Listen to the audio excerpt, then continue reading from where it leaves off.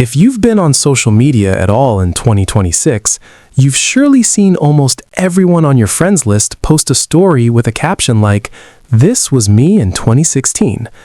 Mostly these kind of just feel like excuses for people to share their most flattering pictures ever, or to humble brag about some cool thing they did a decade ago.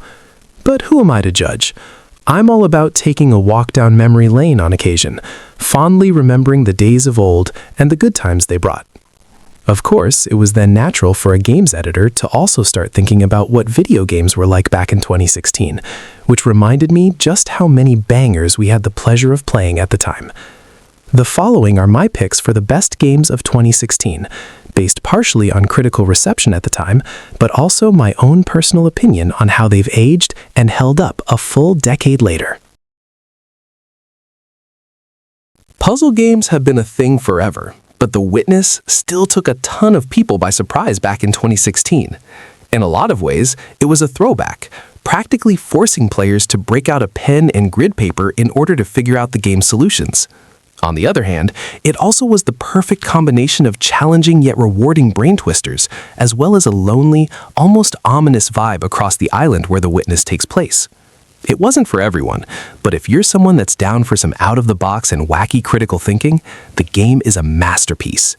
In fact, the only puzzle game since that is arguably better is 2025's Blueprints, almost a full decade later. XCOM 2 wasn't even the highest-profile strategy game in 2016, since that title belonged to Civilization VI. XCOM 2 was also extremely well-received at the time, but most of the genre's awards went elsewhere regardless. But in 2026, give me XCOM 2. The title has been supported better over its lifetime, and it still manages to feel unique and different from most other turn-based tactical games out there. There is a steep learning curve here, but it's more than worth investing into fully if you've ever been curious about the series. Just don't blame me when thousands of hours are suddenly gone from your life at a later date. The original Dishonored was really the game that put the now legendary Arcane Studios on the map, and 2016's sequel pushed the series further in nearly every possible regard. The trippy, steampunk-ish setting is immaculate, with top-tier action stealth gameplay to match. This was actually the first title developed by Arcane Leon, an offshoot team that went on to create Deathloop, one of my actual favorite video games of all time.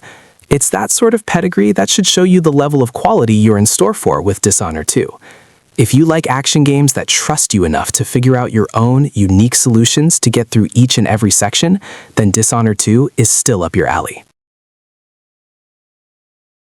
Ratchet and Clank had obviously already been a long-time beloved first-party series on PlayStation, so it was pretty insane that a reimagining of the original game from 2002 turned out to actually be the best entry in the franchise to date. This game was the greatest example at the time of, wow, this looks like a Pixar movie. And in addition to the stunning visuals and insane particle effects, the game was also non-stop raucous action, as well as one of the most entertaining platinum trophies you can earn. Rift Apart on the PS5 is probably a better game these days, but even then it's still up for debate, and it doesn't even matter anyway. 2016's Ratchet and Clank is some of the most fun you can have with a controller in hand. It was hard to really know what we should expect with a reboot of Doom in 2016. Yes, it was still arguably the most iconic shooter franchise of all time, but it also was a series that felt a bit in limbo. Thankfully, we soon realized no one had any reason to worry after all. Doom 2016 is an absolute bloodbath of gore, metal, and frantically wonderful FPS action. It had been some time since a shooter had truly captivated me personally, and this title remedied that with the first chug of Mick Gordon's guitar. This latest version of Doom was so awesome that id Software hasn't looked back since. Doom Eternal and the Dark Ages has shown that the series has no plans to slow down anytime soon, and the 2016 game is to thank for this. Playdead's first title, Limbo, was a monochromatic indie darling that seemed nearly impossible to surpass. Many expected a bit of a sophomore slump for whatever came next, no disrespect to the studio whatsoever. And then, Inside came out in 2016, and everyone's fears were immediately laid to rest. To this day, it's still very easily argued as the best atmospheric, side-scrolling puzzle platformer out there. The game starts off weird, gets even weirder in the middle, and still manages to have a final act unlike anything else in video games to date. Don't look anything up if you've never played it. Just dive right in. The original Titanfall was well liked on Xbox, but it was also a multiplayer-only title that only appealed to players with those inclinations.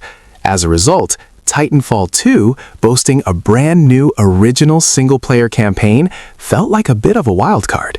And oh boy did it end up being incredible. 10 years later, and it still has an incredibly strong case to be the best pure FPS experience that's ever been released. The Titans are endlessly cool. The gunplay and wall-running movement is precise and fluid. The boss fights are spectacles. The story is ridiculously fun. Pound for pound, 2016 really might have given us the best FPS ever.